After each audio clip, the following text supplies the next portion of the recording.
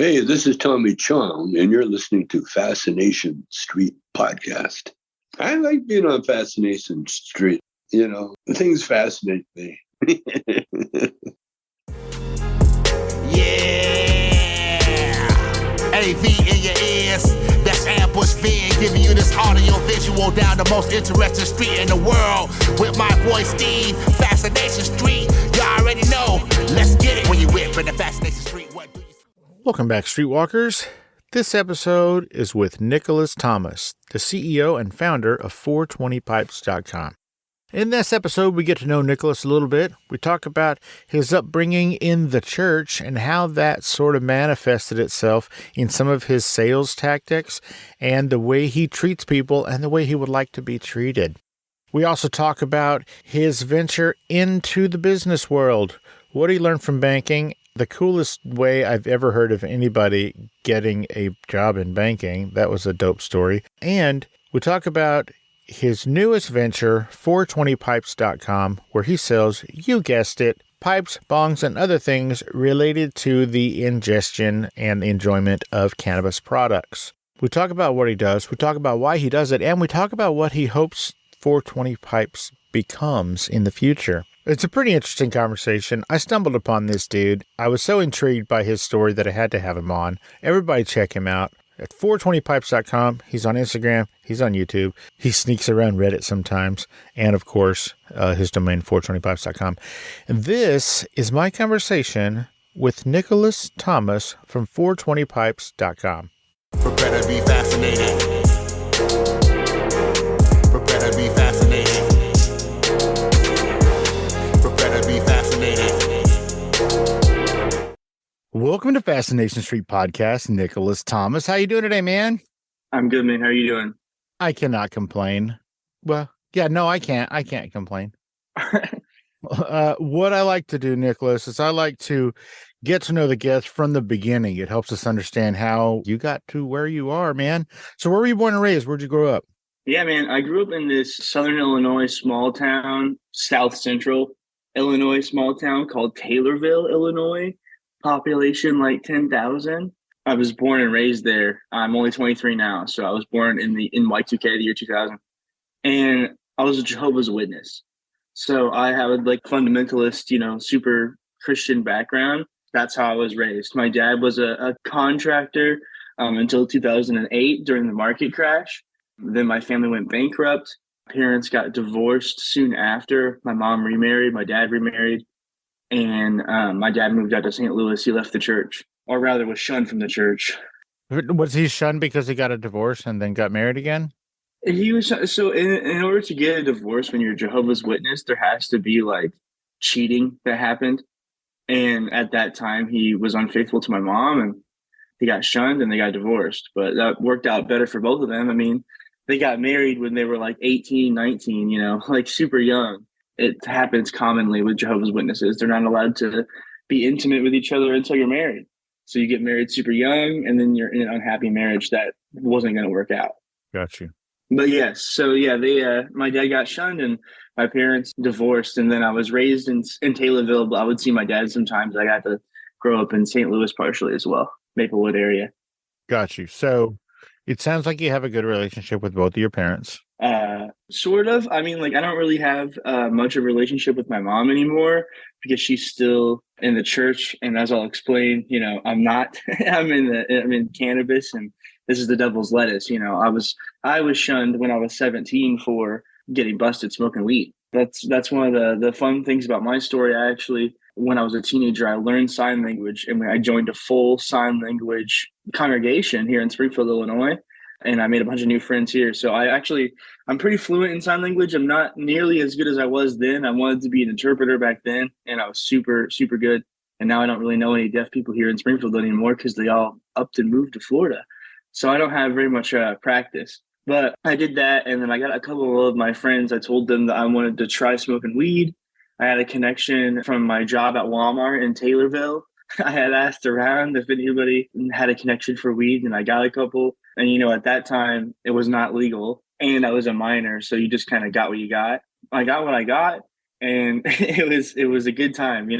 Obviously, I don't endorse minors smoking cannabis. But my best friends and I, Jesse and Paul, we got it on my high school graduation party night and promptly like learned how to make edibles. We learned how to smoke it. I had gotten like a quarter, and in that quarter we had made some edibles and smoked most of it.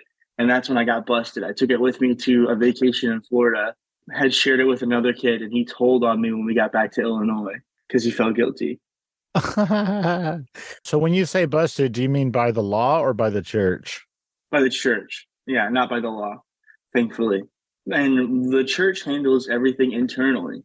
So they don't report anything to the authorities, local officials, which is a problem with the church itself because, of course, you know, crimes happen. They don't get reported, you know, child abuse, stuff like that is common.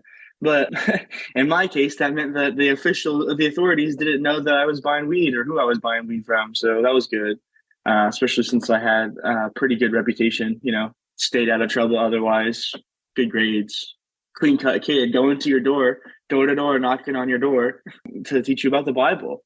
So you'd knock on the door and say, "Hey, have you heard the good news?" Like that? Yeah, well, you know, you have like a watchtower and a wake, and like basically it's kind of like a door-to-door car salesman. There would always be like a new article that we were featuring, and every, you know, Saturday and like Thursday night we would have meetings about how to push those magazines. So it wouldn't just be like, "Oh, have you heard the good news?" It'd be like, "Hey, the world really sucks right now. Have you ever wondered why? You know, here's this article explaining why the world sucks." So I did that forever. And when I was 17, I got busted smoking weed because it was my idea to get it. They did what's called a disfellowshipping, which is essentially a shunning. And they disfellowshipped me and they reproved. So they like marked all my other friends as being like bad. So that means that they kicked you out of the church? Yep. And then they gave all these other kids a slap on the wrist, a warning? Yeah, essentially. Yeah. So you got thrown out of the church for smoking the devil's lettuce? Yeah. And I'm going to assume that this particularly aggravated you because you felt like you had done so much to support the community? Yeah, I mean, it was definitely frustrating, but I knew that was coming. You grow up watching people get shunned and disfellowshipped. You know, that's commonplace. You don't want to sin because if you do, you're going to get shunned, just like having sex before marriage or getting a blood transfusion or something wild, right? I'm sorry, did you say a blood transfusion? Yep. That's considered something wild? Yeah, they're anti-blood transfusion. Yeah, that's like the gravest sin possible. It's getting a blood transfusion or giving blood. Giving blood. Okay. Oh, wow. Okay. Why? Do you know why? They cherry pick some like obscure reference in the Bible that talks about like not eating blood, which I'm sure was just because that makes you sick if you don't bleed an animal whenever you kill it and eat it, right? But they picked that out and they're like, nope, God says that you're supposed to spill out blood. You're not supposed to take blood. But, you know, they ignore all the stuff where Jesus is like, yo, if you're dying on the Sabbath, break the rules of the Sabbath, you know, like stuff like that. They don't pay attention to that. They just pay attention to the one part where they're like, no, God said that he doesn't want people to eat blood. So that means that we have to die nowadays. You know, there's been tens of thousands of people that have died from refusing blood transfusions. Rad. Okay, so you left the church. I kind of want to be done talking about the church because this doesn't sound fun. It's not fun. It's not. Yeah, no. So I left the church and then I became a banker. I was working a bunch of jobs because, you know, I was shunned and I was a kid. I wasn't allowed to hang out with anybody outside the church and I wasn't allowed to hang out with anybody inside the church. So I was by myself. I got a secret girlfriend that I'm married to now. Is it a secret that you're married? No. Very publicly married. Hold on. So you became a banker. How does that happen? Yeah, so I had worked at Best Buy selling computers, and obviously I was a Jehovah's Witness, like, you know, selling Bibles essentially. And then I was a behavioral health center, so I had a lot of experience working as an administrator behind a desk. At 18, I realized that I needed to get away from my parents, my mom and my stepdad, because I knew I didn't want to be associated with the church at all in any capacity. And they are pretty heavy into the church? Yeah, I mean, if you're in the church, you're heavy into it. Like, that's just by nature of it. Okay. And so I realized I was like, I need to get set up for the future. I was like, people are talking about retirement accounts. I needed a retirement account. So I went to my bank to talk to somebody about setting up a retirement account and ended up talking to my boss. And, I was telling her at the time, I was like, yeah, I'm going to build my credit score so I can become a landlord. Like, I was just like trying to figure out what to do so I could be set up for the future. And I was like, I want to set up a retirement account because, I work for a small business and they don't offer those and I need to be set up. And she's just like, do you want a 401k and benefits? And I was just like, sure. She's like, apply for this job. So I did. I interviewed. I got in as like a teller at the time, but their tellers were like universal bankers. And then I was promoted like 10 months to a licensed banker. So I did loans and I have my insurance license. Oh, cool. Yeah. That seems like a pretty lucky interaction. Yeah, I was pretty lucky for that. It doesn't happen to everybody. I mean, you walked in looking to open a retirement account, and she was like, we'll just give you one if you want, and we'll pay you. That's rad. Yeah. I think she had just recently gotten somebody leave, like they had just left. And she was just like, this kid seems like, he knows what he's doing. I had just been like freshly graduated and I was in college at the time. So I like just turned 18 in February and I got hired in April to work at the bank. Rad. Yeah. So that was pretty cool. I worked at that bank for a few years. And in that time, like I always wanted to do my own thing. Whenever I would work at a job, I realized that I would get like really interested in all the stuff about that job because I was looking for like an identity, when you're a Jehovah's Witness, your whole life revolves around that. So you're kind of in a void trying to figure out what you're going to be like. And so when I was at Best Buy, I got super into electronics, right? I knew like everything about like cell phones and, the computers and TVs and stuff like that they offered. But then when I got into banking, I had already gone there because I was interested in building up a good support for myself financially. And then I got super into knowing everything about the banking world. Then COVID hit 2020 and, everybody was bored at home doing stuff. I had made a few YouTube videos, but my job did not like people making YouTube videos. Like mine were about banking and they just didn't want me to do that. So I understood that, whatever. But I made a board game, a strategy board game called Academy, which I keep it with me right here, that I was trying to do on Kickstarter. It was about the economy, real estate stocks, credit scores, all that stuff is in it. You have to manage it. Whoever does the best job wins. And the economy is constantly changing, stuff can go out of business, whatever. It was pretty fun. I built that with my friend Corey. But that was like my first step into like marketing and building something. And until that moment, I had always felt like I had gone to like do something and never completed it. Like as a kid, like I would start something and be like, oh no, like how many hobbies have I gotten into and never finished? And that I felt like it was crazy that I was able to build a whole game, the concepts, the rules, the art, the pieces, and everything. And I was just like obsessed with making it work. And then when it came time to marketing it for the Kickstarter, I had Dunning-Kruger syndrome really bad on how I was going to promote that. And we launched it super early. And I realized that I knew nothing about marketing. We raised like $1,500 or something, nominal. We needed 10,000. We did it fun. So I was always planning on going back to that. And then weed was legal and I was getting my friends into it. But since you got a bunch of new potheads, this was happening at the same time. Since you got a bunch of new potheads, they're dropping your bongs and breaking all your stuff. So you are at this time a cannabis user, right? You're using the devil's lettuce, as you said. Yeah. I never stopped using the devil's lettuce. And so you're turning your friends onto it because now it's legal. And so all of your friends who were like, I'm not doing that shit, that's illegal. Now they're like, hey, tell me more about that, bro. Yeah. Okay. Yeah. And, right. and people are like less uncomfortable with it. And even though I was like 20 and, my wife and I were both like minors as far as the law was considered, she was always against it. And then cannabis was legalized and it wasn't as stigmatized anymore. And we were like, oh yeah, we could do this. What's the age limit in Illinois? 21. You got to be 21 to smoke weed? Yeah. Or buy weed or whatever? Okay. Yeah. I mean, I owned my own house. I think there's like always like the rules you can do whatever on your own property or whatever, but actually obtaining the weed from a dispensary wasn't possible. So, you're buying it illegally. Sure. Is Illinois full on like Colorado and California? Like you can buy everything everywhere? I mean, you could buy it from dispensaries. That's what I meant. I'm sorry. Yeah. Yeah. Okay. Yeah. So edibles and flour, everything you can buy it at dispensaries in Illinois. Yeah. It's the worst as far as price. The prices and taxes are so high and the legislation here is bad.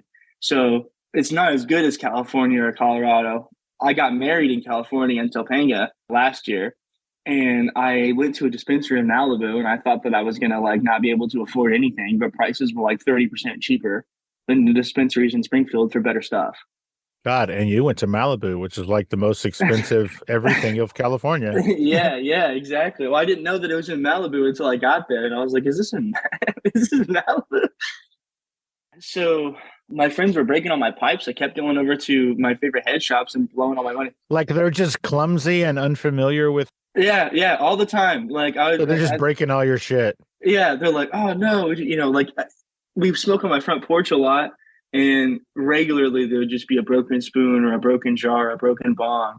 And so most people would stop being friends with these clumsy idiots, but instead, what did you do? Instead, I was like, I'm just gonna sell pipes to them, cheap pipes. So you're like, I'll tell you what, you're breaking all my shit. I'm going to buy some shit and then I'll sell it to you so you can break your own fucking pipes. That's right. I was still thinking about a cartony a lot, but one night I was trying to sleep and I just had the idea to sell chillums for $4.20 to these people. I don't know what that is. Do you say chillums? Yeah, like a one hitter, just like a little tiny pipe, like 4-inch pipe. Okay. But yeah, I was like, I can get those and sell those for like $4.20. That's where I got the name 420 Pipes. 420 also denoting like weed culture. Oh, that's weird. I thought you named it 420 because that's Hitler's birthday. That's Hitler's birthday? Are you serious? Yeah. Oh my God. Why do you know Hitler's birthday off dome?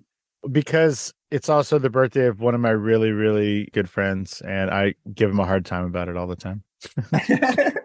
That's awesome. I mean, 420 to me is like my Christmas. It's like, because I didn't grow up celebrating any holidays, so I started celebrating holidays as an adult. I only know the stress of being an adult during the holidays. I don't have any like positive memories. So 420 to me is just like the coolest holiday ever because we're just smoking weed all day. So somehow you were able to find a supplier for your chillums. Yeah, I mean, I had already established a business before, and I was pretty familiar with it for doing business banking with customers. So I would just set up the LLC. I looked at domains. At the time, I knew that like I'd just done like fishing training for the credit union I was working at. Fishing with a PH? No, on the lake. No, but I knew that like having numbers in your URL, like in your domain, was a flag for spam. So initially I bought 420 Pipes all spelt out. That's why like even like my logo is all spelled out in letters. I thought it looked cleaner, but it was also less likely to flag my account for spam, and I was high. So I established the domain, I bought the domain, and then I bought the LLC like the next day and the tax ID and got everything set up. So as soon as I had that, I found a couple of online wholesalers and I bought a bunch of stuff that I could sell for 420 and then just like a few random bongs, and I set it up in my garage in my house, and I was like, all right, let's do this. And so for several months I just had pipes all sitting up in my garage.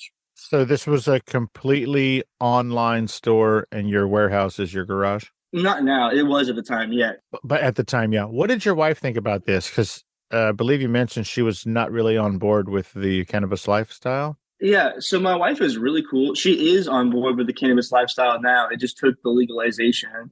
Okay, so she was not on board with it because it was illegal. She was like, what the fuck is wrong, bro? We're going to jail. Yeah. And then once it became legal, she was more interested in it. That's awesome. Yeah, she's pretty cool. Pretty cool with it. It was important to me that she was okay with it. She supported it, because if she didn't, then I wasn't going to pursue it at the time, especially since it was mostly like get started as a meme idea. But then when I started doing my thing, I realized two issues. One, I like the head shops I'm here in Springfield. Like I started doing this. I love the head shops here. I started doing this because I couldn't afford to keep going. And I wanted to, pass some savings on to people online and stuff. But I realized that was competing with my local head shops. And the other thing I noticed was that none of them were selling online. And when I went through the process of being an online head shop, I realized like how many headaches come with that and like why people aren't doing that. But since I had already had like started paving the way and figuring out how to do that, I was like, okay, I'm going to start listing these people's products online for them. So you went to your local head shops and you were like, look, you don't sell shit online, but I have an online store. So how about we sell your shit on my online store? Yeah, for sure. And then also, like, I was a young man, so I was broke. So what was I supposed to do? Like, how much inventory can you have? I had a couple $1,000s in inventory, but other online head shops, had so much that, and you can't pay for advertising at all. So it's all about like SEO and organic growth. Is that one of the headaches? One of the rules is that you can't advertise your smokums? Yeah, that's where being a Jehovah's Witness as a kid was really beneficial to me because, dude, I made flyers. I made like tracks and like trifold flyers, and I went door to door just putting them in people's door when I first started. Following the local rules that I know how to like exploit. If I'm not putting it in their mailbox, then it's legal as long as it's on the door. So I would just roll it up and put it in the door. I wouldn't knock on anybody's door and bother anybody, but I'd let them find it. And that was how I started getting the word out to consumers here. About your 420 pipes? Yep. So you literally, like, even though it's an online, worldwide available company, you just went knocking on your local door. Well, not knocking, but you just papered all your doors with, hey, guess what? There's a new online site. Yeah. So that doesn't count as advertising? No. I mean, you can't pay for advertising like on Google or Facebook or anything else like other online stores would do. So like if you started a t-shirt store tomorrow, right, you could pay for Facebook ads and get sales. You can't do that whenever you're an online head shop. Everything is organic. Everything is like SEO. You're searching and Googling bong. And if you're not popping up when somebody Googles bongs, you're not making a sale. So I started doing as much as I could to work with my community, which I already, was a banker. So I had some people that I had already met from my 2 different banking jobs. But I really stepped foot out and started making connections with all the business owners that I could. It became easier because when you're doing your own thing, you kind of connect with people who are also doing their own thing. I realized early on, I was just a kid and I was going in and I was talking to a lot of people's bosses. And that's when I realized that being a boss is not anything except for knowing how to lead a team of people, right? Just like making sure that you're trustworthy and making sure that you're good to your people. That's all being a boss is. And it's not like a separating thing. You're not like a different type of person, as long as you can put your ego aside and be respectful, but also be a leader. And then I started talking to some local spots. I had met Sam from Prairie State Hemp. He owns the hemp store here. He has like a indoor grow and everything. And at the time I was nobody. This was March of last year. I had opened up in October and I only had like a few sales.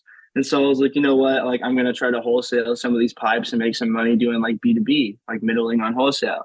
And so I went and talked to him and I was like, yo, I want to do wholesale. And he's like, oh, I do wholesale. And he gave me his Delta 8 list. And I started selling that on my website. And that gave me a huge spike at the time. I remember selling his Delta 8 and CHCO had taken my website to the next level. But I didn't know that you had to have like special payment processors and stuff at the time because of course you do. Like, why would you not? But I didn't do any research into it. I just was like, oh, cool. I can sell this online. Cool. I'll sell this online. So you're selling Delta 8 product? I was. Yeah. Okay. Is Delta 8 legal in all 50 states? No. Okay. So you have to check where people order from. And, if they're ordering from an illegal state, you got to be like, I'm going to refund it. You put the little warning on all of your products that you got to be from a legal state. And that if you're not, you're just going to get a refund. We're not going to ship it. You got to follow the state laws. Even with bongs, I have found that some states have like pretty odd laws. Like there's some states that you can't ship into. So now I just Google it because I can never remember. You can never keep on top of all the states and all the rules and regulations regarding this stuff. Delta 8 and CBD are specifically bad. So yeah, I started offering that. And then I talked to him. I was like, yo, I want to do this marketplace. I think I can come into people's businesses because I was on Shopify at the time. I still am, but I'm moving right now. And I was like, I think I could just come into your shop, add all of your bongs. Like I could take my light box, take pictures of all your bongs, list it on my website, and then I'll send you an email when one sells and I'll come pick it up and ship it out to you. And he's like, I'm in, cool. I did that. I had nothing. There was no reason for him to trust me to do that. I had 50 followers on Instagram and like no history of sales at the time. And I say that just because like I know that business owners will check the other businesses' Instagrams to see how big they are. Hey, Streetwalkers, here's a word from our sponsors. Let's get back into it.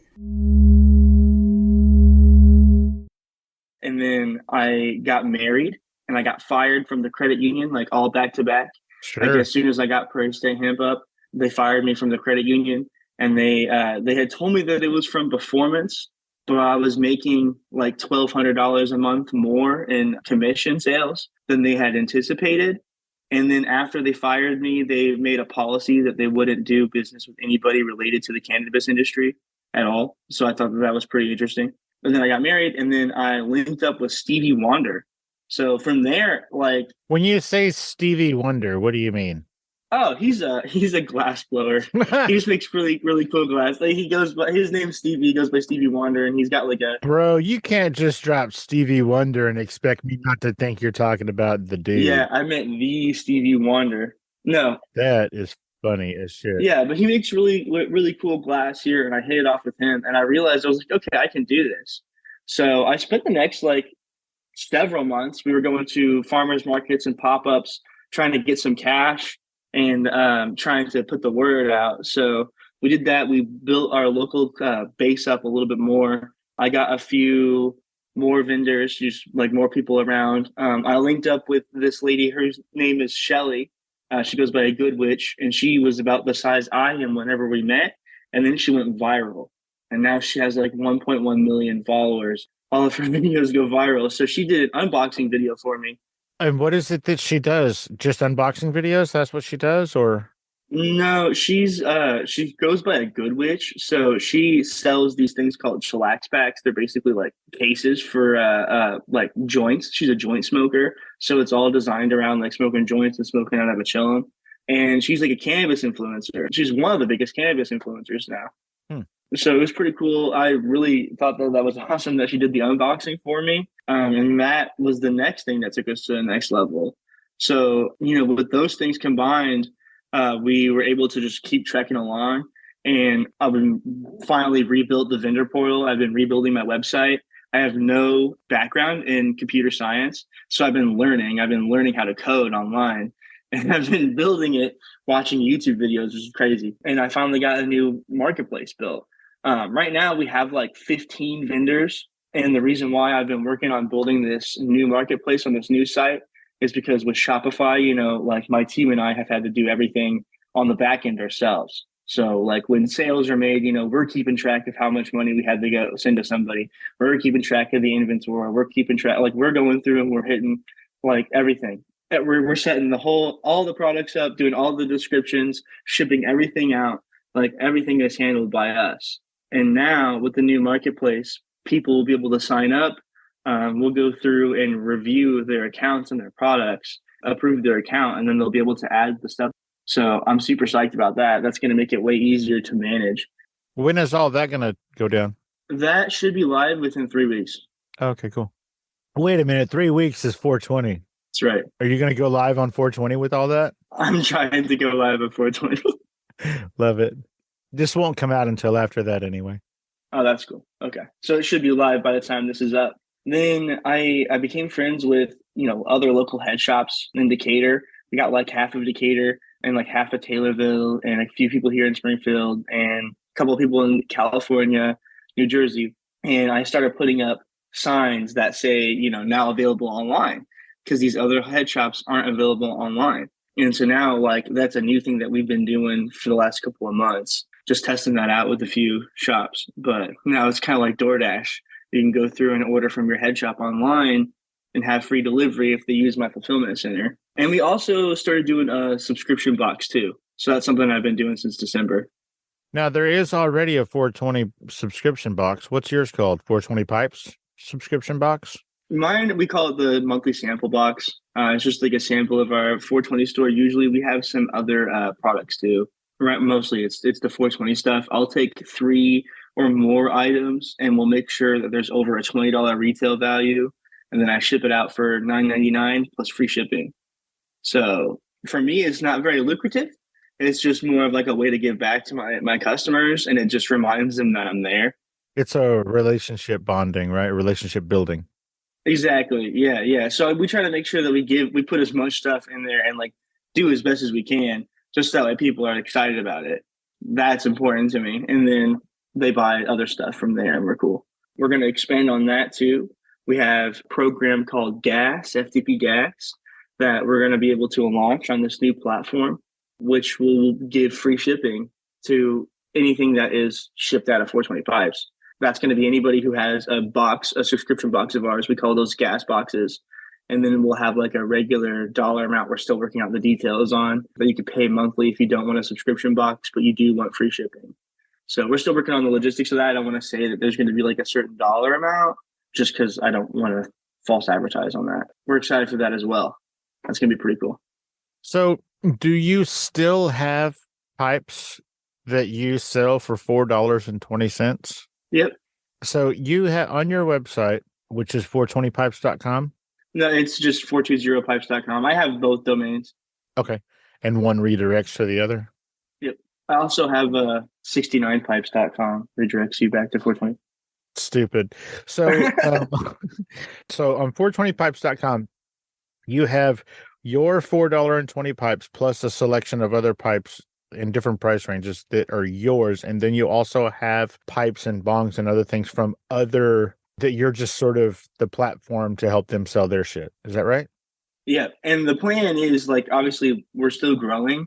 So my plan is to phase out more and more of like my other pipes and bongs and to get more and more vendors to fill in those areas. And right now, like whenever I sign somebody up new, like usually I'm like, hey, like we're light in this area of inventory. So if you want to like have like a lot of control in one area right now, this would be the way to do that. And then I purposefully don't stock any of my own pipes up in that area. My goal is to have less and less stuff that we have that we sell just to enable more and more head shops to sell their own stuff. I'm not competing against them. You just want to get out of the having your own supply of shit, your own product? Yeah, I would still own the 420 store. Sure, like, I yeah. always want to keep that. Yeah, but I would like to get out of having my own, at least my own resale product. Maybe I'll have like a couple of, branded bongs, a branded rolling tray or something. But I want to have less and less stuff that I own and just give that to more and more head shops to people who are already doing it, just using my platform to their benefit. Why is that the route that you want to go? Why do you want to be more of a manager of these different head shop hosted things? Yeah, for two reasons. I mean, the first reason is because I'm trying to provide value to these other head shops that have been here doing this for a long time. Like personally, I think it's more important to give than you take. Like I would like to have like a net loss when I'm dead, right? Like I would like to know that I've done more than I've taken. So I want to provide value to those head shops, especially the ones that are struggling selling online.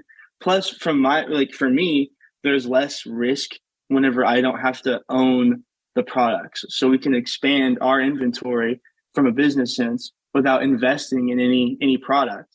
And yeah, we lose profit on the products, but we're able to scale and get a lot more stuff that we sell in a lot shorter period of a time. So it's beneficial to the businesses that I'm working with, and it's beneficial to me to let them do that. And how do you think that is going so far, that transition from having your own product? It's pretty good right now. We don't have to order very much of our own product very frequently. I do in the summer because I do pop-ups like locally. I'm still doing that. So I'll buy like inventory for that. But we rarely buy anything that's not related to the 420 store now, just because we have head shops that are coming in and they'll just stock more stuff. And a lot of these people are local and I'm like friends with them now. So like I'll be at their shop or something and they'll be like, oh, hey, here's like, 10 more bongs to add to the store. I'm like, cool. And so if I know that somebody is giving me like a specific item, especially, I'm not stocking competing item up on there. However, if my vendors are doing that, that's okay because they're head shops. They can have the same stuff. So you're not going to be like, oh well, this other head shop is already doing that kind of piece, so we're not going to do that. You're just like, nah, fuck it. Everybody can compete online like they're competing IRL. Yeah, I mean, another thing that I whenever I got into the space is I realized like how overpriced some items are, and the reason that is because a lot of head shops are in areas where they have a low demand, so their costs are super high. Whenever I am online, they're getting way more traffic. They're getting a lot more customers, but it also, helps stabilize the prices from the consumer standpoint. So it benefits the customer as well because they're not going to be taxed as high on their products. Taxed as in like there's not going to be as much inflation because they compete with each other online. Got you. Again, it's 420pipes.com. You can either spell it out or use the numbers. What does the future hold for 420 Pipes? I mean, I know that at some point you're just going to moonwalk out of the having retail merch of your own space, except for, like t-shirts and shit with your name on it. But other than that, like, what do you see this growing to? What does the future hold for 420 Pipes? Yeah. So like my pipe dream with this. I see what you did there and I like it. Thank you. I want to build a bigger like fulfillment center. So I would like to offer fulfillment services to every head shop, in North America or in the United States, and service them. Once weed becomes legal federally, I would like to do like, straight to consumer cannabis deliveries. I think that'd be great. I also want to get into providing as much value to businesses as possible with like payment processing systems, inventory management stuff that's designed around this industry because it's a pain and it's expensive. And so I want to be able to offer that at a lower cost than people are paying now. So, like if you're using Square or whatever, like you could have a whole system built around being a head shop for cheaper, plus run your online store through 420 Pipes as well. And I'm working on expanding B2B as well. A lot of my customers do like business to business wholesale, especially like, brands like Prairie State Hemp and Wonderblast, like I mentioned before. My first two connections, they do wholesale as well. So I'm working on my wholesale marketplace so they can sell to other people all around the country through my platform as well. So I really want to connect people with other people. That's like my main goal with this. And then like we'll offer external business services as well. Like if we're doing fulfillment for our customers, we can compete in the warehousing and fulfillment space as well and be a third party fulfillment center. I'd like to do that too.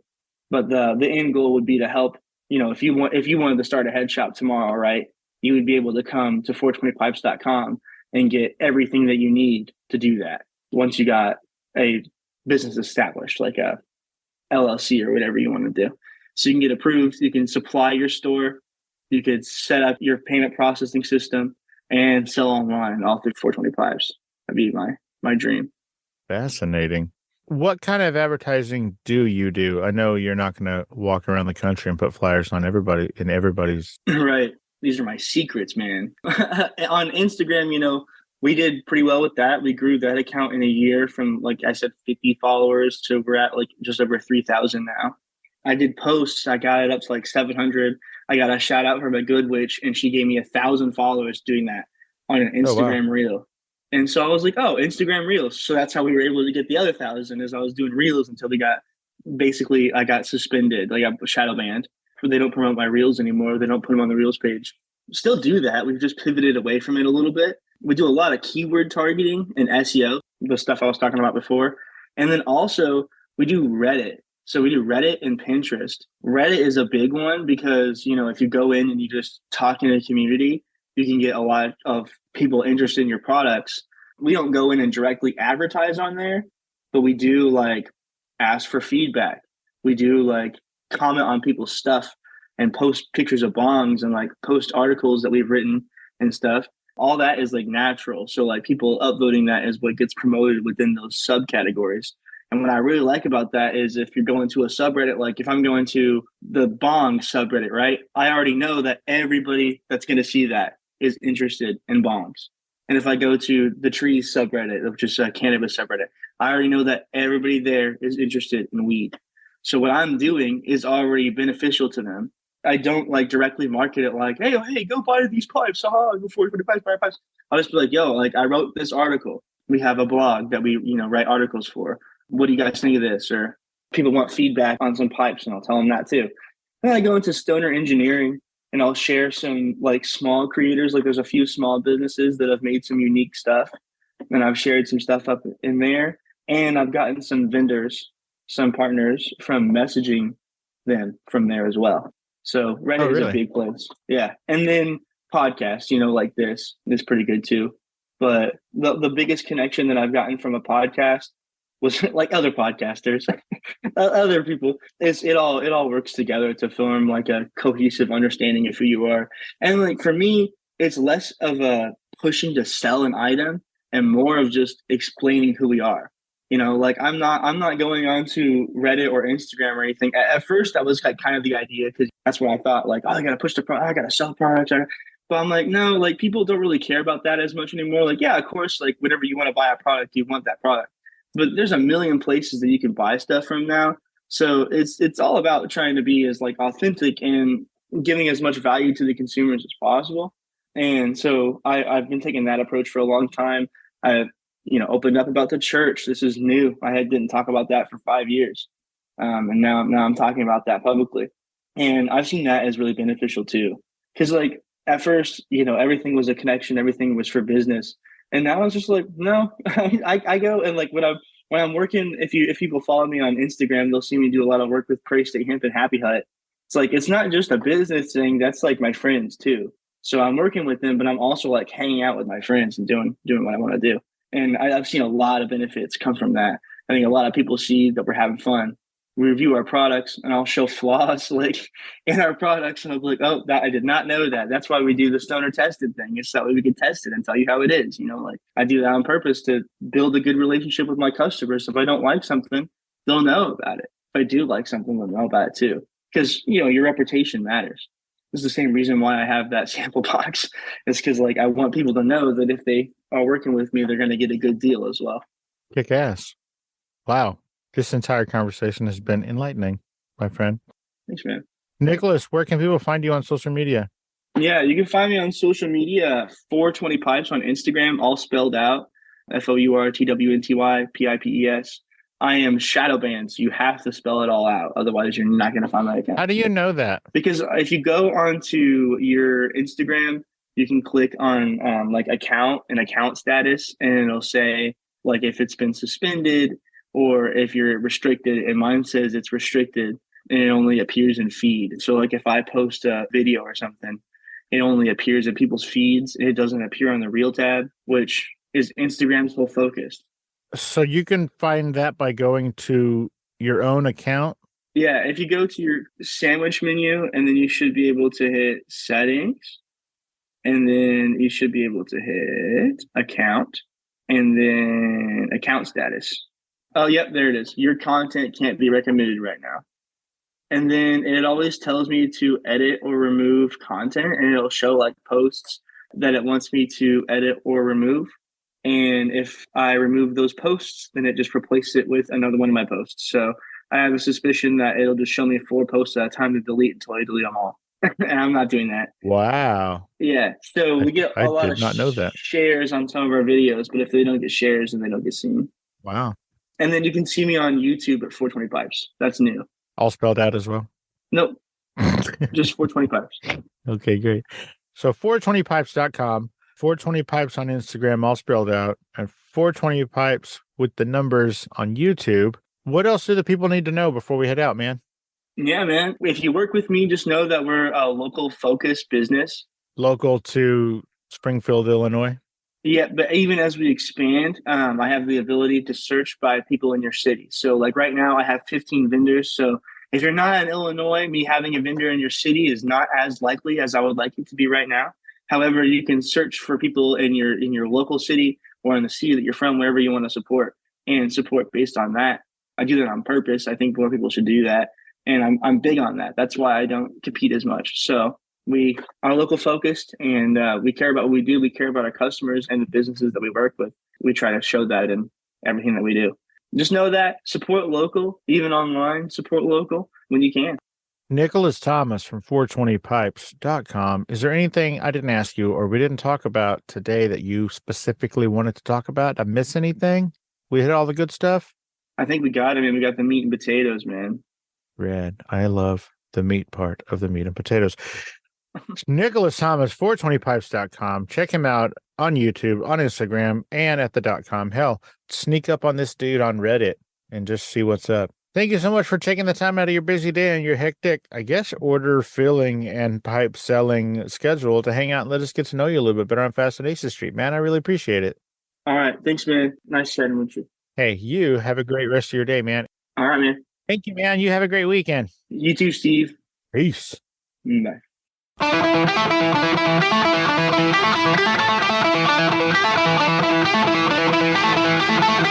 Opening music is the song FSP Theme, written, performed, and provided by Ambush Vin. Closing music is from the song Say My Name off the 2021 album Underdog Anthems, used with permission from Jax Hollow. If you like the show, tell a friend, subscribe, and rate and review the show on iTunes and wherever else you download podcasts. Don't forget to subscribe to my YouTube channel. All the episodes are available there as well. Check me out on Vero at Fascination Street Pod and TikTok at Fascination Street Pod. And again, thanks for listening.